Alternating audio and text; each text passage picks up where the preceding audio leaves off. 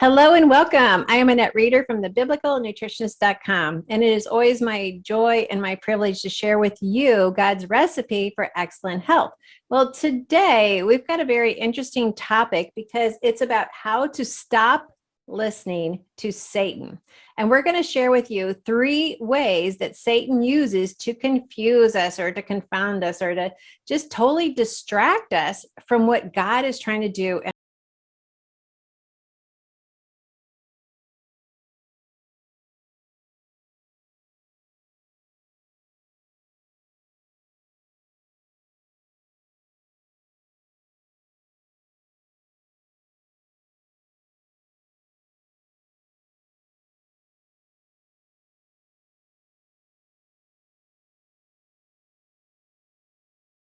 I just really want us to address this today because I think people are confused. They hear something and they're like, well, is that God speaking to me or is that Satan? They're confused, and that's where the enemy wants us, is confused. So share with us what you think those 3 ways are. One of the ways that, one of the things that Satan loves to do is quote scripture. And do you remember when he was tempting Christ, he used 3 scriptures. He quoted scripture, and Jesus knew better because he knew that it is written, and he could quote the scripture. So one of the key ways that we fight these thoughts that come to try to confuse us is to understand, as we did in a previous video, that God never contradicts his word. And Satan knows the word. As I mentioned earlier, he knows the scripture probably better than we do. So he knows how to play it against us and to try to confuse us. And that is one way that he attacks us in the area of our mind, is through the power of suggestion. So the suggestion is, let's say you're in a situation that you are believing God for. The suggestion is, do you really think God is going to do that for you?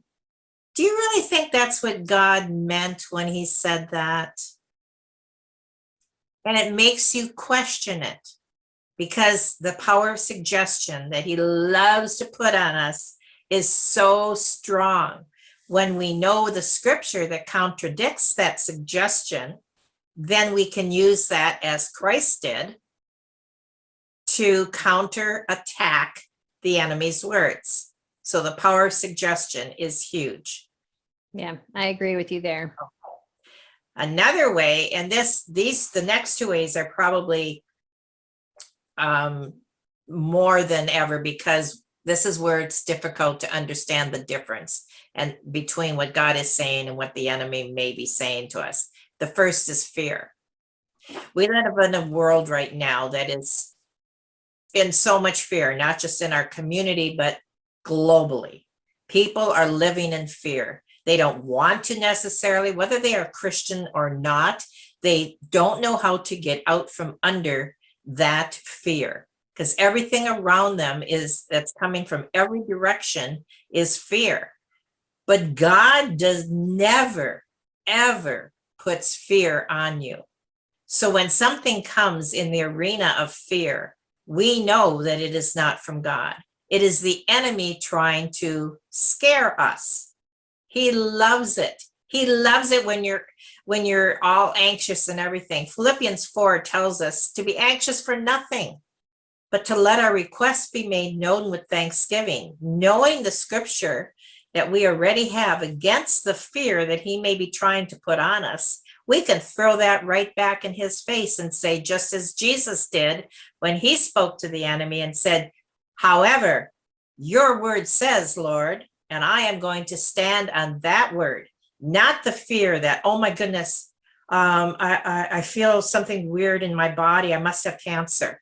That's where our thoughts can gravitate so easily to when fear is controlling them.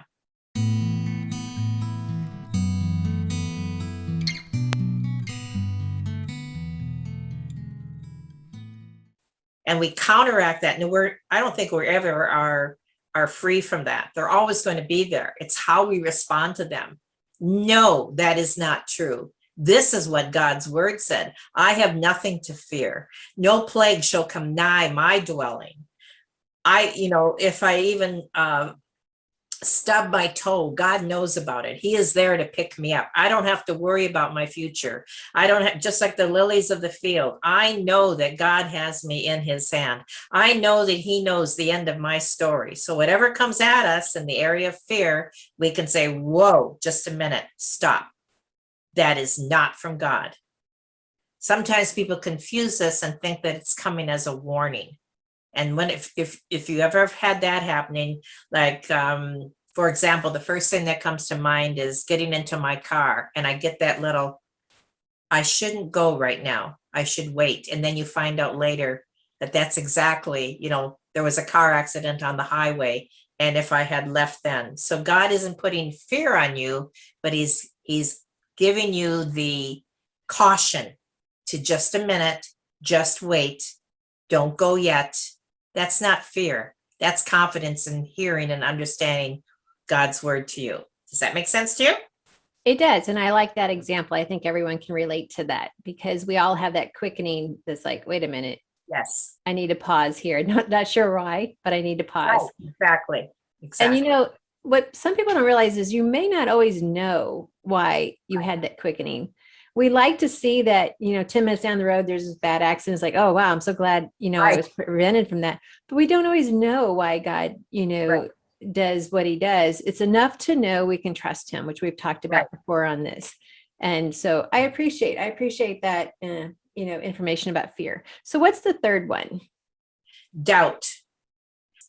When we don't get answers fast enough, we begin to doubt what God has told us.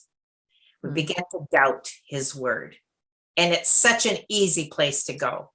I prayed for this. It didn't happen. It probably wasn't God's will. And who knows if we're ever going to see it. The doubt comes, the questions come. And if we don't doubt it quick enough, our friends will help us. So, I thought of that. I didn't want to go there. okay. Well, you just think God said that, but he really didn't say that. It's like, okay, well, I was feeling pretty good until I talked to you. So, but then on the other side, we do have friends that will help us stay, trusting. So there are both sides. And even our Yes. best friends can sometimes, do both. But it's what's in our heart and how is God speaking to us personally. And then, yeah. So go ahead and finish with doubt. I like that. Well, essentially, God will never speak to you in that way. And so when you understand that God always speaks in the positive, God always brings a means of escape. God always gives you scripture that gives you strength and understanding. Those are the things that God gives you. We don't have to worry about all the things that are in the unknown because that's God's business. God's timing is perfect. Our understanding of that gives us that security that we don't have to doubt what he has told us. So that's from a different perspective a little bit, but not doubting what God already told us too, because the enemy loves to put that in. Yeah. And anytime it's real easy for the enemy to give us doubt because we see our own insecurities or we see our own lack of ability. And so it's easy for the enemy to say, well, look at you. Who makes you think God would do that for you? And I love Louis Giglio. He's got a book out and it's titled, I Am Not, But I Know I Am. And just the power of that is so when the doubt comes, it's like, you're right. I'm not able to do this, but I know I am who is able to do this through me. And that is where we get the power. So if we can just recognize, I know the great I am, and that is who is at work in my life, then doubt and fear and power of suggestion is like, hey, you're not welcome here. As we say in the inner circle, that's not me anymore. That's who I used to be. I used to be doubting Thomas. I used to be the fearful, whatever. And I used to just follow everyone's suggestion and it just makes you dizzy. But now I'm anchored because it's not what I am or I'm not. It's what I am is saying to me and doing through me. So I like those words. Another thing, just to add to that, is God does not speak in the negative. I like that. God speaks in the positive. If it's coming to us from a negative source or a negative feeling, it's not God. Yeah. And that's just really what I try to impress too, both on, with these videos and with the inner circle coaching is like, if your beliefs about yourself are not in agreement with God's word, then they're a lie. That's right. And there's only one, person who does lies, and he's called a liar blatantly in scripture, so that we will not miss the fact that he's a liar, and God is not a liar. God is a speaker of truth. So There's a mantra that I have used for decades, and that is, when you buy the thought, you buy the lie. yeah. And the opposite is also true. When you buy the thought, you buy the truth. Right. So you can choose which thoughts you are going to purchase. Yeah. And that's really what it is. It always comes down to that one word, and it's choice. And so we get to choose. And that's the beauty of the relationship with God, is he lets us choose. Right. And That's right. and Satan knows that too. He's like, well, I can get her to change her decision, through doubt and fear and power of suggestion. But we no longer are going to buy that lie anymore. So I appreciate this time with you. So anything else you want to share? I think that's it. All right. Sweet, simple, to the point, and yet a powerhouse of information. So I just want to thank all of you for watching today. I especially want to thank Carol Graham for joining us. She has a course on the biblicalnutritionacademy.com website. It is called Praying for Miracles. And I just want to thank you for joining us, all of you watching. I know there have been times that you've had doubt. I know there's been times you've been caught up in fear or been swayed by suggestions. We all have. But recognizing, wait a minute, God is the great I am. He already has power beyond what the enemy does, and he wants to do a great thing in your life.